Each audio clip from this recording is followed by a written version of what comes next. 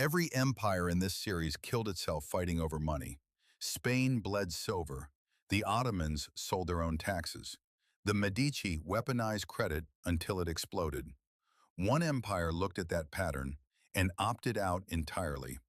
12 million people, 4,000 kilometers of highways, warehouses bursting with grain, no currency, no markets, no merchants. The Inca didn't fail to invent money. They decided it was the inferior technology. They replaced it with knotted strings, and those strings ran a continental economy Europe couldn't match. Money solves a coordination problem. I have wheat, you have leather. Neither of us wants the other's product today, so we invent a third object, something abstract, to store value across time. Simple, elegant, and a permanent source of systemic destruction.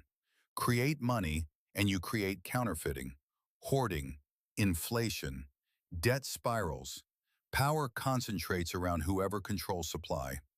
Every monetary system in history has been gamed by the people who issue it. Kings who debase coins, banks who lend more than they hold, governments who print more than they produce. Money doesn't just solve coordination. It generates a new category of crisis that consumes civilizations whole.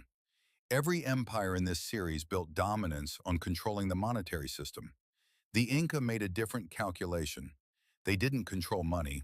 They controlled something money can't buy: time. The state collected human labor, not gold, not silver, not currency. Every citizen owed the empire a fixed number of days per year, the mita, precisely tracked, precisely enforced, not slavery. Citizens worked their own fields most of the year, but the state claimed a fraction of your productive capacity and deployed it where the system needed it most. Roads, bridges, terraces carved into impossible mountainsides, military service, textile production. Money measures what something is worth. The Inca measured what someone could do, and capacity can't be counterfeited. You can debase a coin, you can inflate a currency, you can't fake a day of labor. 12 million people, no alphabet, no parchment, no written language of any kind. Running an empire without records is impossible, so they built a different kind of record, the quipu, colored strings, knotted in precise sequences, hanging from a central cord. Each string's color encoded a category: population, grain, textiles, military units. Position on the cord indicated the province. Knot types, single, long, figure 8, encoded numerical values in base 10. Spacing between knots indicated decimal placement. Population counts, grain inventories, labor obligations fulfilled and outstanding, military deployments, tribute schedules across dozens of provinces. This was not decoration. This was a database. Portable, lightweight, nearly indestructible. Carried by quipu kamayaks, professional state accountants. They didn't record myths. They recorded balance sheets, reconciled provincial reports against central data. Some historians believe they encoded narrative as well: laws, histories, administrative decisions. When Spanish priests encountered quipus, they saw children's toys, colored string, primitive curiosities. They burned thousands, sometimes deliberately, as cultural erasure, sometimes carelessly, because they simply didn't recognize what they were holding. They were burning the empire's operating system. Venice used ledgers. Florence used double-entry bookkeeping. Amsterdam used bank records. Each converted messy human memory into structured, verifiable, transmissible data. The quipu did the same thing, without writing, without paper, without currency.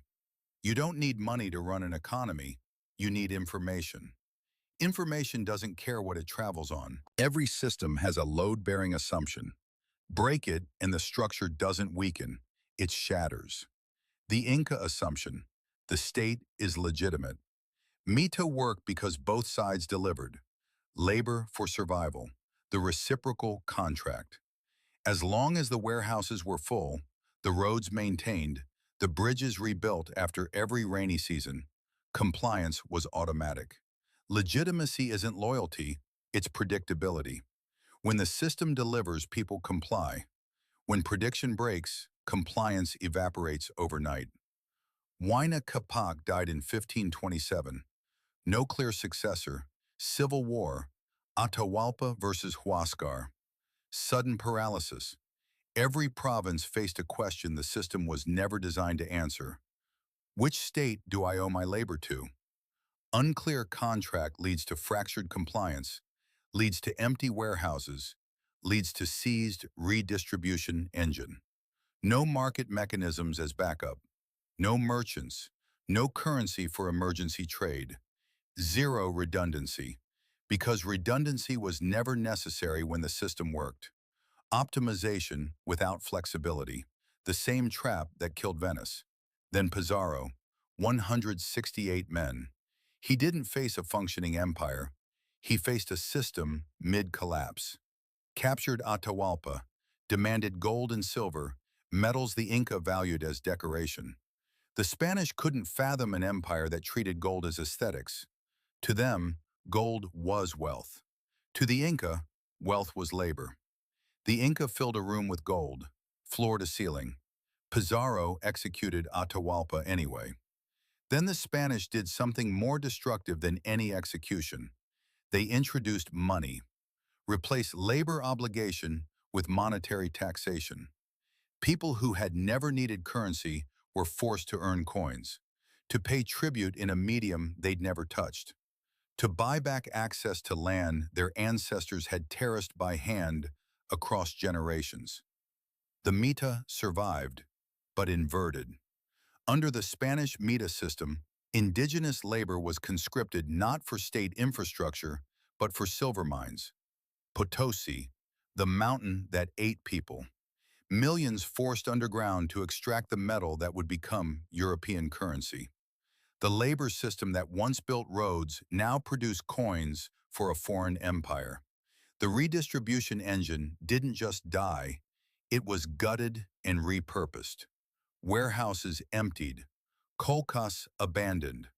The logistical network that prevented famine for a century was replaced by a cash economy where survival was no longer guaranteed. It was priced. Markets appeared where none had existed. Inequality followed immediately. Famine followed that.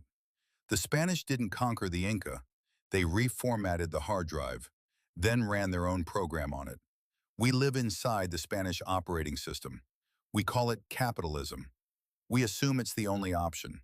12 million people proved it isn't. Map the parallels directly. Universal basic income. The state guaranteeing survival without market participation. That's the meta contract in reverse. Same logic, different direction. China's state-directed economy, centralized planning, massive infrastructure, social credit systems. The redistribution engine. Updated, digitized, scaled to 1.4 billion. The quipu was a knotted string encoding data without writing. A blockchain is a hashed ledger encoding value without banks. Both track obligations without trusting a third party. AI producing unlimited output with minimal human labor, post-scarcity economics, describes a world where markets become irrelevant. That world looks exactly like the Inca model. The Inca didn't fail because their system was inferior, they failed because they encountered a system that was more violent. Pizarro didn't bring a better economy, he brought gunpowder, smallpox, and a different set of rules. Every system in this series has had an expiration date. Venice, the Medici, Bretton Woods, Ottoman tax farming, Chinese paper money. When you look at what the current system produces, debt spirals approaching mathematical impossibility, inflation eroding savings, inequality destabilizing democracies, you have to ask, is money itself approaching its expiration date? The Inca answered that 500 years ago. Nobody was listening. The system didn't fail. It was killed by a system that needed it to not exist.